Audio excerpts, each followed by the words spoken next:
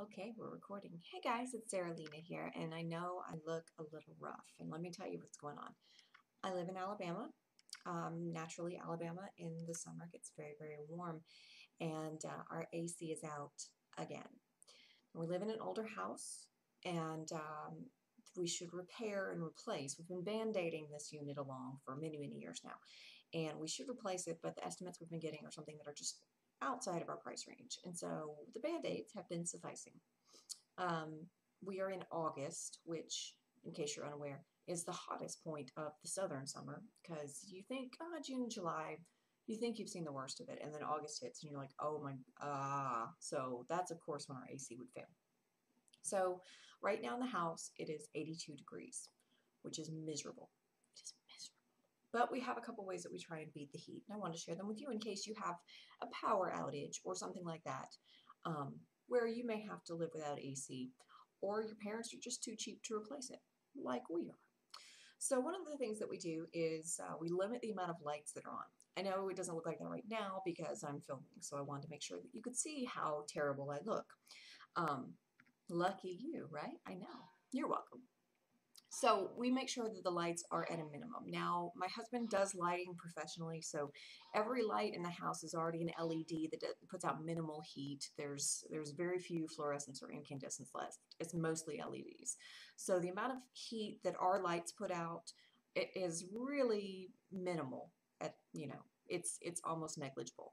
But I feel like it makes me hot. So I will keep the lights at a bare minimum. We turn on the smallest amount of lights that we can to generate the least amount of heat that we can stand. Then after that, this is the time of the year that I typically don't let the children go outside because, let's see, the high today is supposed to be 98 degrees. The heat index is supposed to be over 100. But if it's after school, say, we come home, the AC is not working, we will stand inside as much as we can, and then I will let the kids go outside and play as long as they stay in the shade and they stay really, really hydrated. I'm very careful about how much they drink while they're outside. That way, your body kind of acclimates and everything's relative, right? So if it's really hot outside, when you come inside, even if it's 82 degrees in the house, you're like, this is awesome. It's not awesome. But anyway, so that helps kill a little bit of the heat.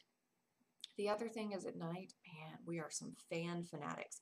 There are some people up in the north and some people in the west who don't have AC at all in their houses. I don't know how you survive. What do you do?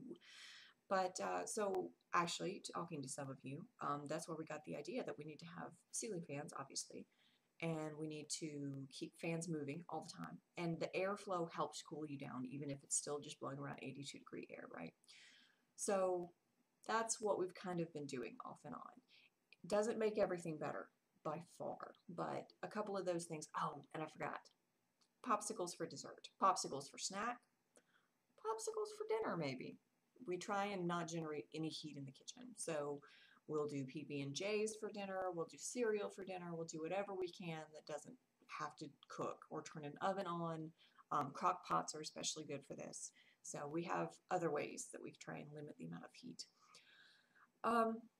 That's about it. It is 82 degrees in my house and like 75 outside. So I'm going to go sit outside for a little bit and sweat. It's better than sweating inside, is what I feel right now. So I hope your summer's going a little bit better. And I'll talk to you later. Have a great week.